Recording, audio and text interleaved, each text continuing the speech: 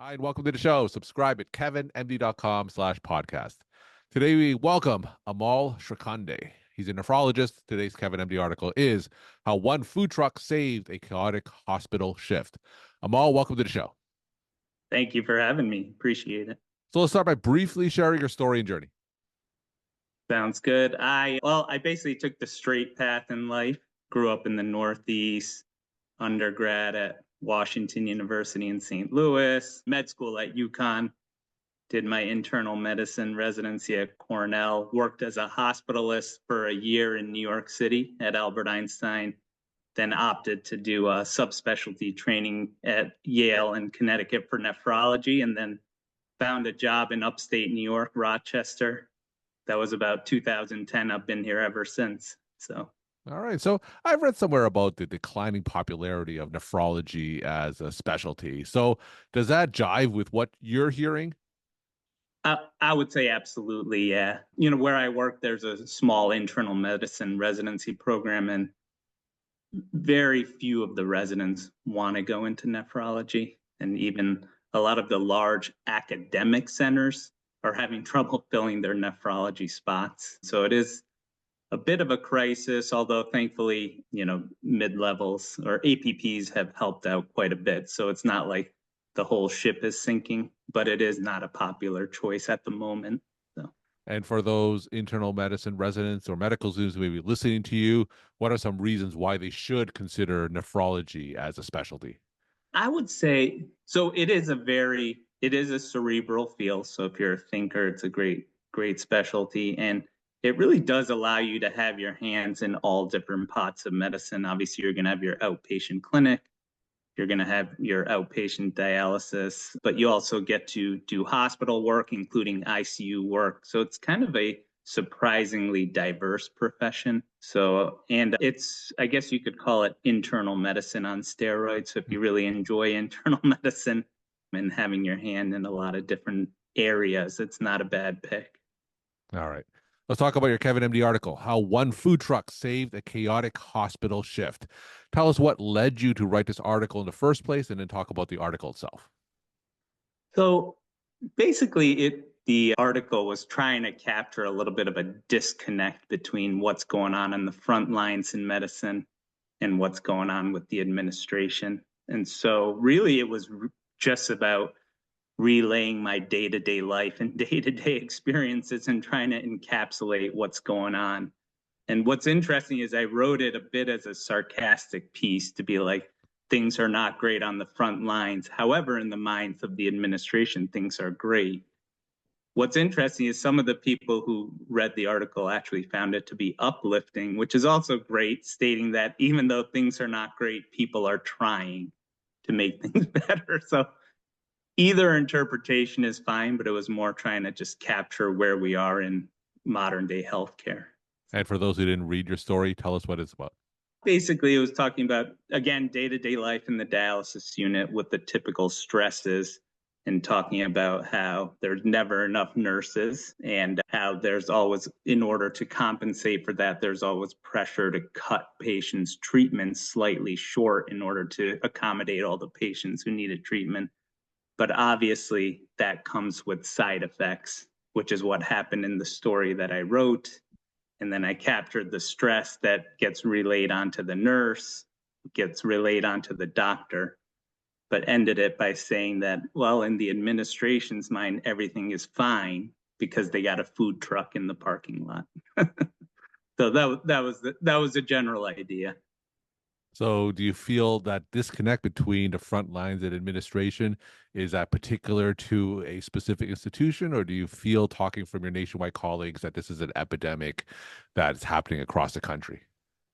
I think the second thing that you said, it seems to be an epidemic where, again, the frontline workers, nurses, other providers are not feeling that they're being heard at the administrative level. And to be perfectly fair, this is not to vilify anyone, because I myself am not an administrator. I'm not a business person. So I know there are economic realities that need to be addressed.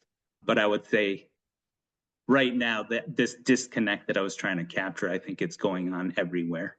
So Now let's drill down a little bit. What specific things do you feel that most administrators aren't aware about? In your story, you mentioned things like staff cuts and not having enough staffing. So let's just drill down. What specific things do you want administrators to know that are obstacles to you providing optimal patient care? Well, I think so. One basic thing is just ratios. Like, yes, a certain number of people can do a job, but can they do that job very well? And that idea that, yes, the job is being done should not always equal, it does not equal the job being done well. So I think that that's like a key concept. And then the other idea is that, yes, we all can work super hard for X amount of time. But then when we are like, am I going to have to do this forever? That's when everyone all of a sudden starts looking for alternative life pathways. So that idea that quality of care matters. And yes, I admit as providers, we do whine, but happiness of providers is also very important. So give us an example of how that focus on ratios and not necessarily the quality of the work, how is that perhaps was detrimental to patient care or made your job of a nephrologist harder? Well, so for example, in a given day in the hospital, we have to dialyze a certain number of patients, and if they're and we as a doctor, we know our nurses very well. We're very friendly with them, and we look out for their well-being. But in order for them to accommodate all the patients, they often will ask, is it okay to cut this patient's treatment? Is it okay? And sometimes it is, but sometimes it is not. And constantly having that pressure as a provider to not only have to take care of the patient, but also take care of your nurses. It can that those two things can occasionally be in conflict, and it's just something that's hard to navigate. So obviously in a perfect world there would be enough nurses done Mhm. and life would be easy. You touched upon earlier about burnout, about how workers can only work hard for X period of time, but if it's persistent like that, they may look elsewhere. Are you finding that's leading to a turnover of staff? And if so, how does that turnover again affect patient care and affect what you do as a nephrologist? Oh yeah, I mean, I'm definitely seeing it on the nursing side. Again, the nurses will come in for 3 to 5 years and then will burn out and often just go into a different specialty. And then they get replaced with another nurse, but another nurse who's not as experienced. And so that's another, getting back to from the administrative side, they might view a nurse as a nurse, but we know as, a provider that, an experienced nurse is really something that should be prized. And I'm not sure that that's happening all the time. And then on a provider level, to bring it back to a personal level, I myself, granted, I always had this vision of maybe doing something else with my life, but I saw what was going on around me and I actually opted to switch to part-time Mhm. in more recent years, which allows me to have a healthier relationship with the profession and also pursue other interests. So And when it comes to training up a new nurse in dialysis, for instance, how long would it take for you to be comfortable with that nurse's skills?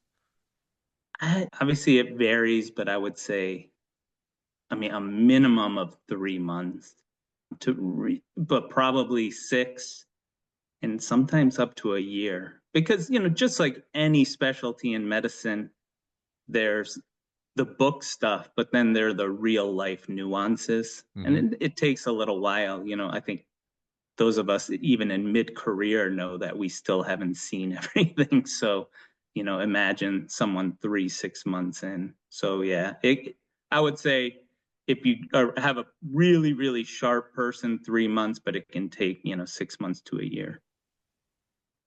So, do you feel that administration, you implied this earlier, they're not sensitive to those nuances? They just simply look at the numbers, they look at the number of bodies, and then they say the job's done. do you feel that there's a lack of sensitivity to the nuances that you're talking about now? I would say so. And again, I'm giving just my Mhm. personal experience and my local example. And I know administration can be different in different places, but I would say that to answer your question bluntly, I would say yes. there's there's not a, what is the feedback that comes from the front lines is not always valued. And that's often done in the name of budget or budgetary constraints or other financial concerns. Now, what are some ways you can suggest to bridge that divide? I know that others have suggested that administration sometimes go on rounds with the clinical staff to see what's really going on in the front lines. And I know that's happening in some places around the country. But Right. if you were to run a medical institution, how would you bridge that divide between the clinical staff and administration? I would say so. A, what you said makes perfect sense. Um, and then B, honestly, I think at least on a local level, we have many administrators who have not truly worked in the sort of specialty that they're administrating. And so even some just didactic lectures may help. Like short 15-minute lectures, like this is dialysis, this is the reality of the world that we live in. These are our patients, they have cardiac disease, fluid overload is bad. These types of very basic things. But in a busy world, it's possible that they're lost on certain administrators, especially if they haven't worked in this specialty. So you're saying that a lot of these administrators who are making decisions about staffing in the dialysis unit, they literally would have zero knowledge about the medical implications of some of their decisions. I would say, sadly, that is occurring. Yes. So, like I said, in their mind, a 3-hour dialysis treatment, I'm giving the nephro special, 3-hour dialysis is the same as a 4-hour dialysis. And to be fair, sometimes that can be the case, but sometimes it can absolutely not be the case. And so then we're left as the provider thinking that we're the crazy ones. Mhm. But I would like to think that's not the case. So Now, what if we flip that scenario? Do you feel that more clinical staff should be involved with administration, perhaps to understand the genesis of where these economic decisions are coming from? I think that would help. It would help on two levels. A, I think we would all just understand each other better. So it would lead to less animosity, if you will. And then, certain clinicians may be more motivated. They may enjoy it to do administrative work. And then getting those people with the experience in those positions could also help smooth that divide or bridge that gap. And are you seeing that? Are you seeing examples of clinical staff being involved with administration to lend their medical expertise into some of these financial decisions? Ah, again, I think that that's different in different places. I would say in my local example, I would say, unfortunately, I do not see that happening. I think that that would be very useful to the point. Sadly, I actually have seen more staff just leave the hospital and or switch careers rather than go the direction of administration. So again, this could be a local problem, but I'm just again giving my personal experience. So just to be clear, you're rather than trying to change a system from within, you're just seeing more clinical staff and whether it's nurses, APPs, and physicians, they're simply leaving for other environments. Exactly. And whether that's healthcare somewhere else in the country, another system in town, or just another life adventure, so to speak. So And from what you're hearing, is the grass greener on the other side, or are they, as far as you know, running into the similar problems at different systems? yeah, I mean, again, my N on that is very small, so very anecdotal, but I would say, unfortunately, it seems to be approximately the same. at least with the small number of people I've spoken to. Then again, sometimes change in and of itself is healthy. So at a minimum, they got the change. But, on the back end, it ends up being somewhat similar. So.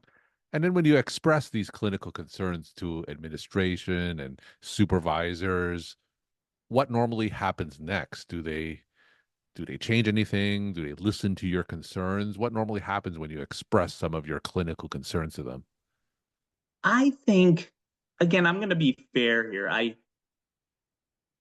do think you have to pick and choose your battles. And if I really speak up and say, this is not correct, this is detrimental to patient care, I do believe I am heard. But in terms of those are more one entities. In terms of larger picture agendas, like trying to get more nurses, et cetera, I feel like unfortunately that may fall on deaf ears. And again, I know there are budgetary constraints, but sort of in one ear, out the other, or maybe the answer, unfortunately, sometimes is maybe you just need to stop, whining and just do the work. So there's that sad reality.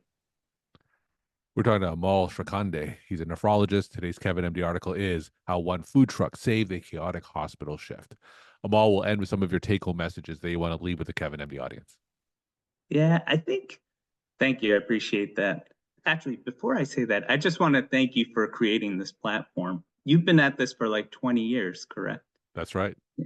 So anyway, you should be proud of what you've accomplished. So I just want to sneak that in before I forget. But in terms of a take-home message, I think really at the end of the day, I still feel like the two most important entities in the healthcare system should be patient and provider.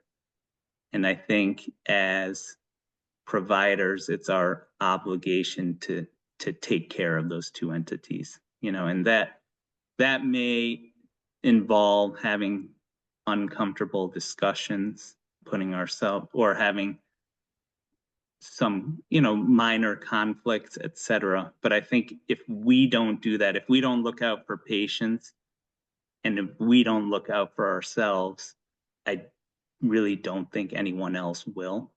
And so it's our obligation. And like I said, it's okay to be uncomfortable sometimes if you think you're doing the right thing. So. Amol, thank you so much for sharing your perspective and insight. And thanks again for coming on the show.